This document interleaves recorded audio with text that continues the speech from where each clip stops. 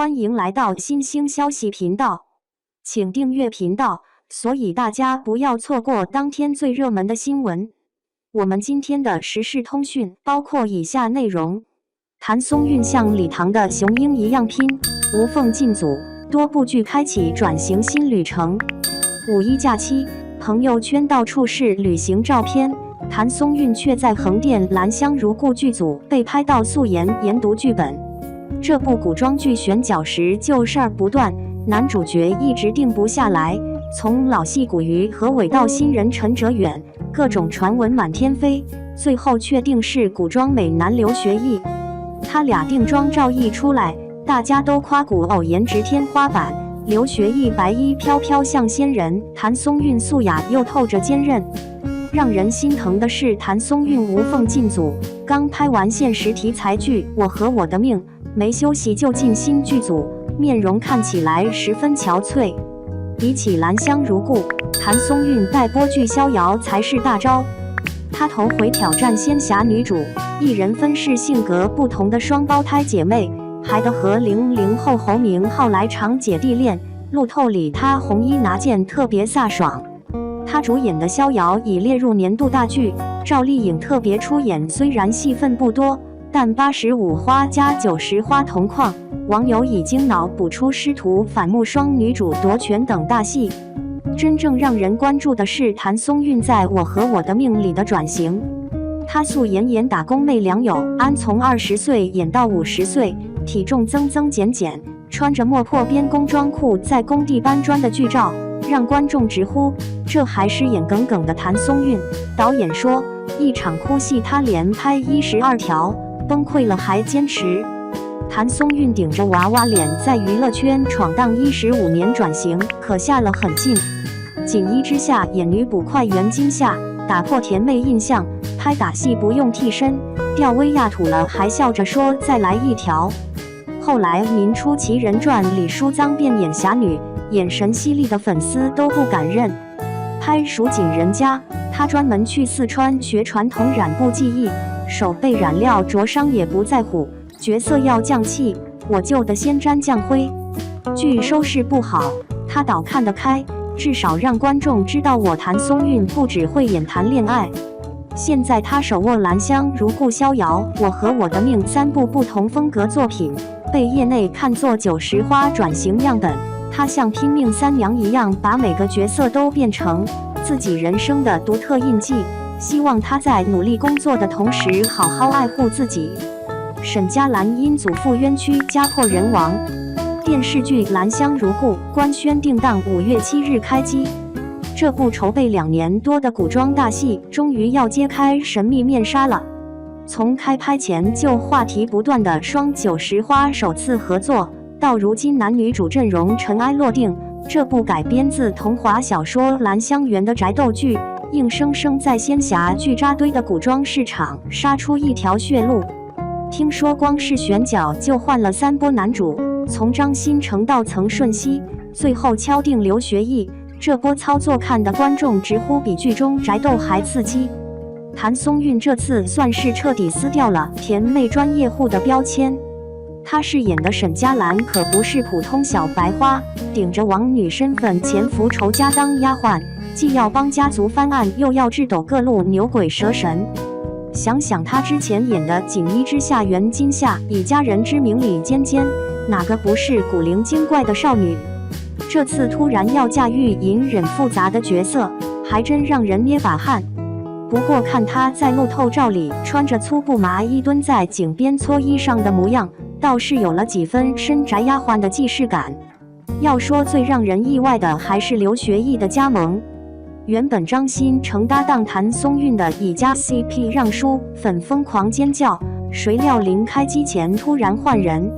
不过看看预告片里刘学义那身越白锦袍的扮相，倒真把林家那位表面温润实则腹黑的贵公子演活了。特别是他抬眼时那种似笑非笑的神态，跟原著里表面与女主琴瑟和鸣，暗地里却步步为营的人设完美契合。难怪网友都说这波换角简直是神来之笔。剧组这波操作堪称教科书级危机公关。当初张新成因为档期冲突退出时，好多人以为要黄了，结果制作方火速找来刚杀青、面无双的刘学义救场，这波截胡操作愣是把危机变成了爆点。现在看路透，两人在片场的互动相当有火花。谭松韵低头绣帕子时，刘学义总爱用玉簪轻敲他发间的木簪。刘学义跟管家对戏时，谭松韵就蹲在廊柱后偷偷观察。这种暗流涌动的对手戏，光是想想就够带感。制作班底也是下了血本，导演黄颖香拍过《怎敌他千娇百媚》，最擅长拍深宅大院里的弯弯绕绕。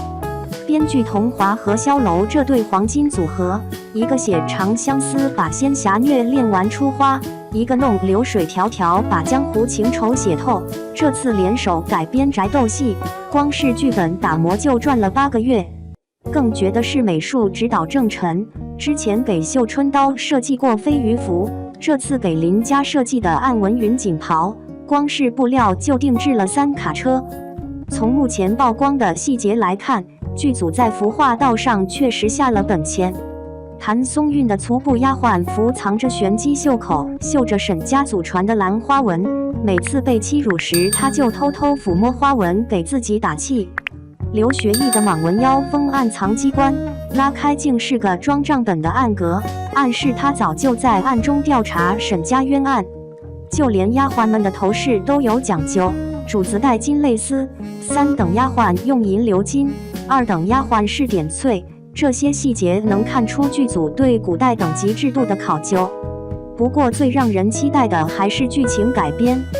原著里沈家兰靠经商逆袭，但剧版增加了商战和权谋元素。听说有一场戏是谭松韵带着丫鬟们用饥饿营销卖胭脂，故意在贵妃生辰前囤积居奇，结果被刘学义识破计谋反将义军。这种古代版商业对决要是拍好了，绝对比现代职场剧还精彩。还有林家祠堂那场重头戏，谭松韵在暴雨中撕毁卖身契，刘学义举着火把冲进来护住他。这段雨戏听说拍了整整3天，光是薇娅吊威就换了7套戏服。从开拍前的舆论风向来看，这部剧确实吊足了观众胃口。微博相关话题阅读量破10亿，抖音2创视频点赞超5000万，连原著粉都罕见没骂魔改。有书粉在超话里发帖说，看到预告片里谭松韵被泼脏水那段，直接给我整破防了，这不就是沈家蓝本蓝吗？更绝的是刘学义的演技出圈，有观众截图他听闻沈家惨案时瞳孔地震的表情，直接登上热搜。不过争议也不是没有，有原著党吐槽剧版增加了太多感情线，特别是刘学义饰演的林锦楼居然和女二有吻戏。